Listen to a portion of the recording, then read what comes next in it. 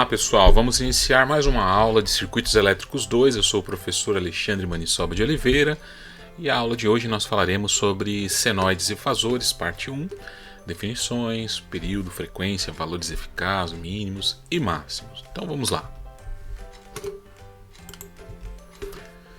Bom, falando em definições, quando a gente fala de fasor, a gente está falando de uma manifestação, sobretudo elétrica, na forma de uma onda senoidal, né? E essa onda ela possui parâmetros, como demonstrado aqui na figura 2. A gente pode observar que o eixo vertical ele pode ser utilizado para representar tensões, correntes, potência, entre outros, né? Já o horizontal, o tempo ou a fase. Aqui nós vemos que a forma de onda ela basicamente é uma senoide, aqui representando a tensão, né? Aqui nós vemos o valor instantâneo dessa tensão em dois períodos de tempo distintos, T1 e T2. Aqui nós vemos a amplitude de pico em alguns pontos, inclusive em algumas literaturas você vai encontrar amplitude de pico para o semiciclo positivo e amplitude de vale para o semiciclo negativo, mas é amplitude de pico, é a mesma coisa. O que nós podemos ver aqui? Esse aqui é o valor de pico, né? Aqui nós temos o valor de pico a pico, ou de pico a vale. A gente observa que é uma forma de onda periódica, ela se repete a cada 360 graus ou a cada período, né? T1, T2, T3. Então vamos agora fazer um exercício, né? Então pause o vídeo e identifique os valores representados pelas letras de A a D. Depois vocês vão ver a resposta. Bom, então A, valor de pico, B, período, C, valor de pico a pico e D, valor no instante T1. Ciclo, então essa onda ela pode se repetir ciclicamente, então o ciclo é o intervalo que se repete, né, daquela forma de onda. Aqui nós vemos o ciclo T1, T2, T3 na figura.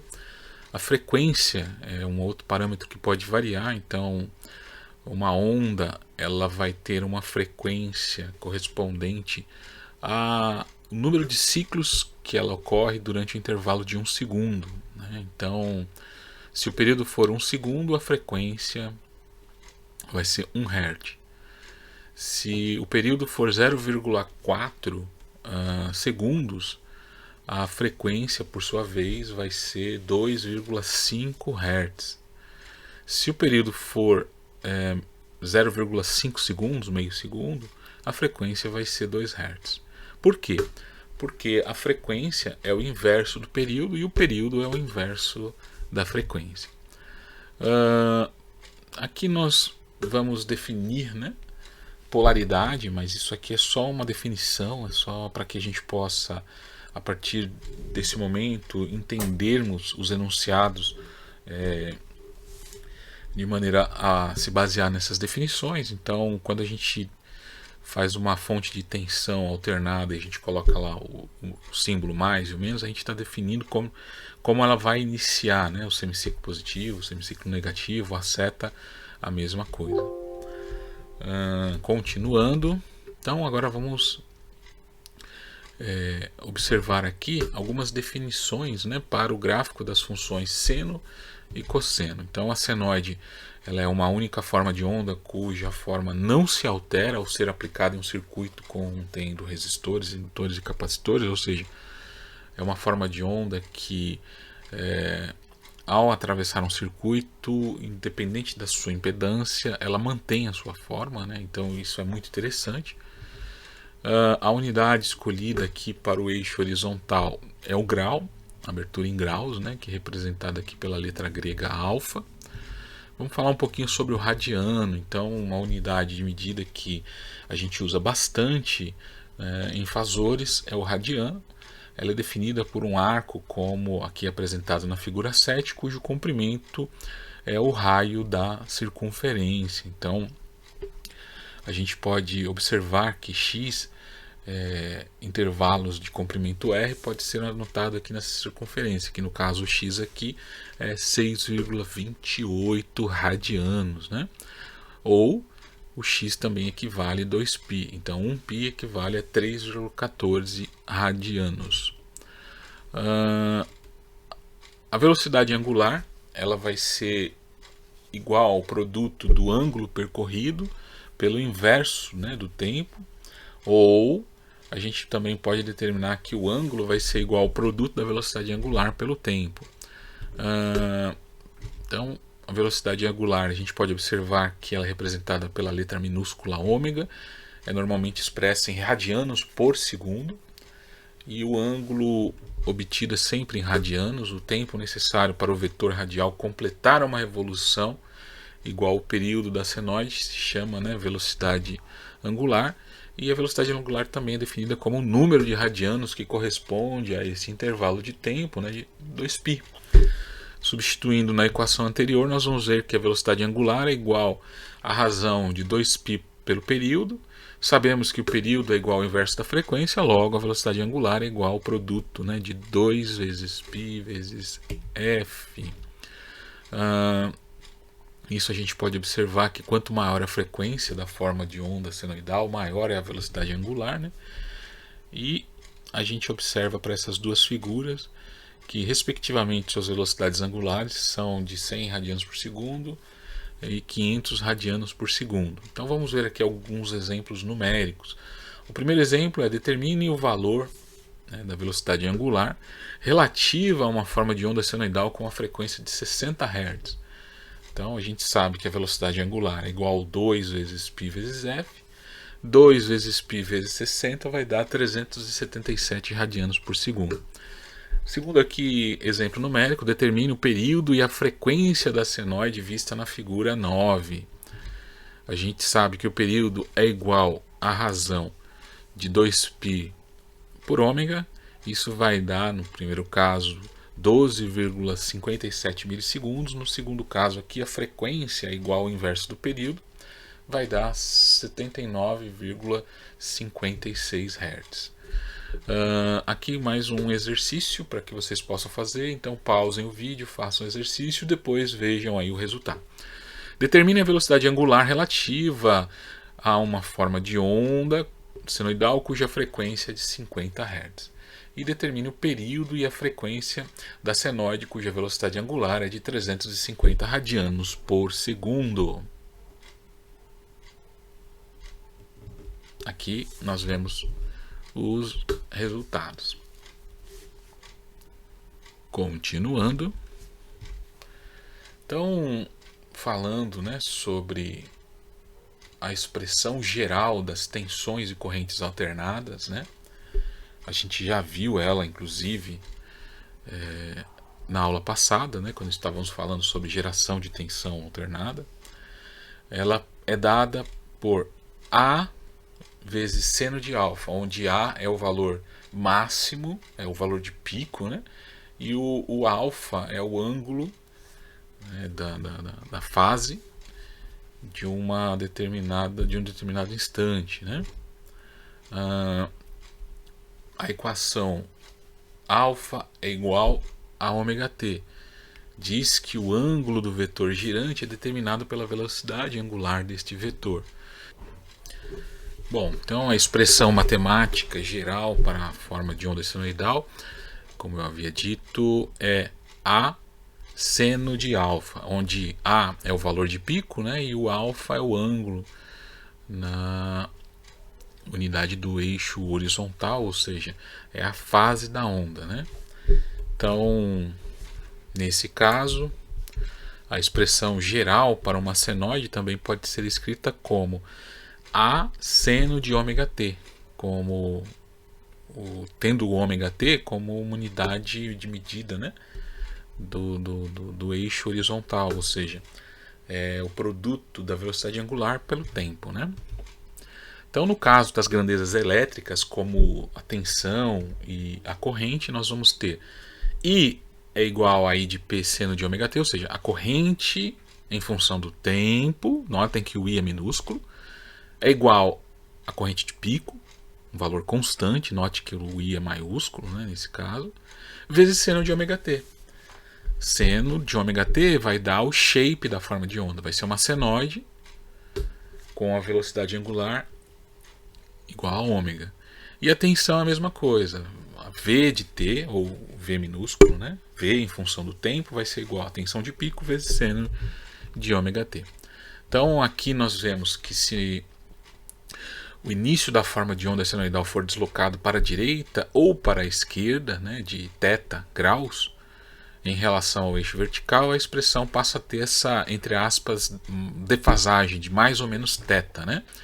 Então aqui nós temos a amplitude de pico e aqui o modulador da forma de onda. Então, se a curva intercepta, né, o eixo horizontal à esquerda da origem com inclinação positiva, no caso função crescente, como a gente pode ver aqui na figura 10, a expressão ela vai ser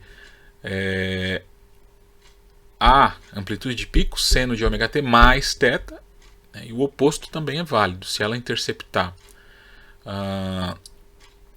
o eixo com uma inclinação positiva à direita da origem, como apresenta aqui na expressão, vai ser amplitude de pico vezes seno de ômega t menos θ. Então, para esses dois casos, nós podemos dizer que quando é mais θ a onda está adiantada, ou seja, ela iniciou antes da origem, ou antes do ponto de análise, e quando é menos θ, nós dizemos que a onda está atrasada, né? Ela iniciou após a origem. Esses são os termos mais amplamente utilizados.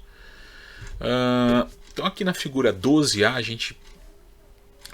a gente tem um problema. Vamos supor que a gente queira saber a altura, né, média deste monte de areia aqui. Então a gente tem ali uma largura definida, mas a gente gostaria de saber uma altura média. Então, para que isso fosse possível, a gente teria que espalhar essa areia de forma uniforme e aí sim medir essa altura média, né? Então, basicamente seria assim. Agora, se a gente aumentar a largura, se a gente dobrar a largura, evidentemente que essa altura média ela vai reduzir, né? Ela vai cair pela metade. Se a gente tiver um buraco, essa altura média também vai ficar menor, porque parte dessa areia vai ter que ser utilizada para tampar aquele buraco, né? Então, nesse caso, a gente tem o valor médio que vai ser equivalente, né, à soma de toda essa área dividido pelo comprimento, né, dessa largura, né, ou pelo comprimento da curva. Então, nesse caso, o valor médio, no caso de uma corrente ou de uma tensão senoidal, vai ser sempre zero. Se não tiver componente DC, vai ser sempre zero, porque a área positiva vai sempre sobrepor a área negativa, né? Então vamos ver aqui alguns exemplos numéricos, né? Então determine o valor médio de 2 milissegundos da forma de onda vista na figura, né, nas figuras abaixo. Então nós temos aqui uma onda quadrada com uma tensão de 20 volts de pico a pico e aqui um período de 2 milissegundos. Da figura B, a mesma coisa, só que existe uma pequena componente DC. Então, por inspeção, a área em A, né, acima do eixo é igual à área abaixo, né, do mesmo ao longo de todo o ciclo, resultando num valor médio nulo. Então, usando a equação do valor médio, nós vamos ter que, olha só que interessante, o valor médio, G, vai ser igual a área aqui do semiciclo positivo, que vai ser 10 volts vezes o período, que é 1 milissegundo, menos, que é uma somatória, né, que é o valor negativo, 10 volts vezes 1 milissegundo, dividido pelo período completo, que é 2 milissegundos, que nesse caso aqui vai dar zero. Agora, usando a mesma equação para o segundo caso, onde nós temos ali a componente DC, ou seja, uma pequena componente de tensão que acaba fazendo excursionar essa onda para cima, nós vamos notar que o valor médio vai ser igual a primeira área aqui achurada em azul vai ser 14 vezes 1 milissegundo, menos a segunda área que vai ser 6 vezes 1 milissegundo, Isso vai nos dar uma tensão ali de 8, né, volts milissegundo, dividido por 2 milissegundos vai dar 4 volts, né? Então essa vai ser a tensão média ali naquele intervalo para aquela forma de onda. Então percebam que existe uma componente DC de 4 volts naquela forma de onda. Agora vamos fazer esse exercício. Então, por favor, pausem o vídeo, executem o exercício e depois vejam o resultado. Ok, vamos lá? Então, aqui nós temos a solução. No primeiro caso não mudou absolutamente nada. Olha, professor, quer dizer que quando aumenta o período, né? Se a gente aumentar o período respeitando os ciclos, vai acontecer sempre o mesmo valor? Sim, exatamente, olha só. Tá? Agora, para a gente poder calcular a área do pulso positivo, né, de uma senoide, usando a integral, a gente vai fazer. A área vai ser a integral definida de 0 a π da função, né, que é a tensão de pico vezes seno de alfa de alfa. Então, de 0 a π são os limites de integração, é uma integral definida. Amplitude de pico vezes seno de alfa é a função a ser integrada, e de alfa ela indica os elementos infinitesimais que devem ser computados para fazer essa integração ao longo do eixo ali. Então a solução dessa integral vai ser calculada, né, por 2 vezes a de p, né, que vai dar, nesse caso aqui, 0,637 vezes a tensão de pico. Vamos ver agora um exemplo numérico. Determine o valor médio da forma de onda na figura abaixo. Então, a gente vê que o valor de pico a pico desta tensão é de 18 milivolts. A amplitude de pico da senoide vai ser esses 18 milivolts dividido por 2. Subtraindo 9 milivolts de 2 milivolts, né, ou somando 9 a menos 16 milivolts, a gente vai obter um valor médio, que nesse caso aqui vai ser menos 7 milivolts, que a gente está indicando aqui na linha tracejada. Exercício, então mesma dinâmica, vocês vão fazer o exercício, vão pausar aqui o vídeo, fazer o exercício e depois vocês retomam aí a resolução. Então vamos ver a resolução aqui. O valor de pico a pico vai ser 26 milivolts, a amplitude de pico vai ser 26 dividido por 2, 13 milivolts, e nesse caso a tensão média vai ser menos 11, né, milivolts. Ok? Continuando. E aí pode surgir uma questão. Como é possível que uma corrente forneça potência ao circuito ao longo de um ciclo se o seu valor médio for zero? Então a resposta é: independente do sentido e do valor da corrente através de um resistor, este resistor dissipará sempre potência. Então vamos ver aqui um exemplo, né? Um experimento mental. Vamos supor que a gente tem aqui uma cuba com água, um líquido de arrefecimento, e dentro a gente coloca uma resistência e alimenta essa resistência ora com uma tensão alternada, ora com uma tensão de corrente contínua. Então, a partir desse arranjo experimental aqui ilustrado na figura 15, se pode obter a relação entre correntes e tensões contínuas e alternadas. Um resistor em um recipiente com água é ligado por chaves a duas fontes, uma de corrente contínua e outra de corrente alternada. Se a chave 1 for fechada, uma corrente contínua ICC, que depende da resistência R e da tensão E da bateria, atravessará o resistor R. A temperatura atingida pela água novamente é função da potência dissipada, convertida em calor, pelo resistor. Se a chave 2 for fechada e a chave 1 for aberta, a corrente no resistor será uma corrente alternada cuja amplitude de pico será chamada I de P. E nesse caso, a temperatura atingida pela água novamente é função da potência dissipada pelo resistor. Então, a fonte alternada é ajustada para que a temperatura da água seja a mesma que foi alcançada quando a fonte contínua foi ligada. A potência elétrica média dissipada pelo resistor em função da fonte alternada é a mesma potência dissipada em função da fonte contínua.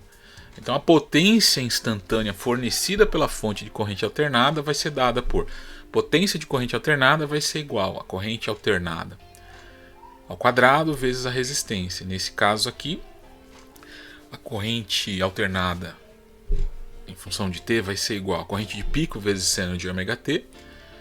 E nesse caso vai dar a potência de corrente alternada vai ser igual a corrente de pico ao quadrado, seno ao quadrado de ômega t vezes r, que vai dar seno ao quadrado de ômega t vezes meio, vezes 1 menos cosseno de ômega t.